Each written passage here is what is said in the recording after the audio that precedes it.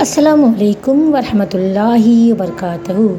آج کا کام کل پر نہ چھوڑیں، یہ ہے ہماری آج کی کہانی جو انتہائی نصیحت آموز ہے۔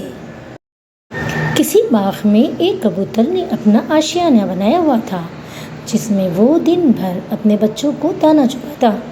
بچوں کے بالوں پر نکل رہے تھے۔ ایک دن کبوتر دانہ چونچ میں دبائے باہر سے آیا تو سارے بچوں نے انہیں تشویش سے بتایا کہ اب ہمارے آشیانے کی بربادی کا وقت آ گیا ہے۔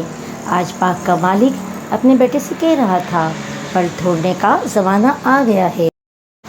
کل میں اپنے دوستوں کو ساتھ لاؤں گا اور ان سے پھل توڑنے کا کام لوں گا۔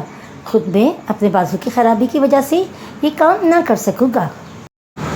کبوتر نے اپنے بچوں کو تسلی دیتے ہوئے کہا، باغ کا مالک کل اپنے دوستوں کے ساتھ نہیں آئے گا، فکر کرنے کی کوئی بات نہیں۔ اور حقیقتاً ایسا ہی ہوا۔ باغ کا مالک دوسرے روز اپنے دوستوں کے ہمراہ پھل توڑنے نہ آیا۔ کئی روز بعد باغ کا مالک اپنے بیٹے کے ساتھ باغ میں آیا اور کہنے لگا، میں اس دن پھل توڑنے نہ آ سکا کیونکہ میرے دوست وعدے کے باوجود نہ آئے، لیکن میرے دوبارہ کہنے پر انہوں نے پکا وعدہ کیا ہے کہ کل وہ ضرور آئیں گے اور پھل توڑنے باغ میں جائیں گے۔ کبوتر نے یہ بات بچوں کی زبانی سن کر کہا، گھبراؤ نہیں، باغ کا مالک اب بھی پھل توڑنے نہیں آئے گا، یہ کل بھی گزر جائے گی۔ اسی طرح دوسرا روز بھی گزر گیا اور باغ کا مالک اور اس کے دوست باغ نہ آئے۔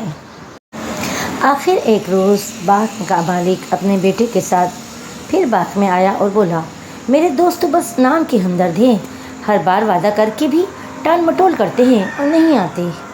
اب میں نے یہ فیصلہ کیا ہے کہ ان پر بھروسہ کرنے کی بجائے اپنا کام میں خود کروں گا اور کل باغ سے پھل توڑوں گا۔ کبوتر نے یہ بات سن کر پریشانی سے کہا، بچوں اب ہمیں اپنا ٹھکانہ کہیں اور تلاش کرنا چاہیے، باغ کا مالک کل یہاں ضرور آئے گا۔ کیونکہ اس نے دوسروں پر بھروسہ کرنا چھوڑ دیا ہے، بس ثابت ہو گیا کہ دوسروں پر بھروسہ ہمیشہ نقصان کا باعث بنتا ہے۔ ہمیشہ اپنا کام خود کرنا چاہیے۔